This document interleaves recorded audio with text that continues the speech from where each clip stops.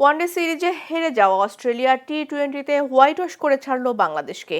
3 match সিরিজের শেষটি তারা জিতে নিল 7 উইকেটে। আর চট্টগ্রামে সিরিজের শেষ টি-20তেও বড় হার নিয়ে মাঠ ছাড়ল বাংলাদেশ। ব্যাটিং সহায়ক উইকেটেও ব্যাটসম্যানদের ব্যর্থতায় 20 ওভারে মাত্র 109 রানে গুটিয়ে যায় টাইগাররা। একমাত্র প্রতিরোধ গড়ে তোলেন তাওহিদ হৃদয়।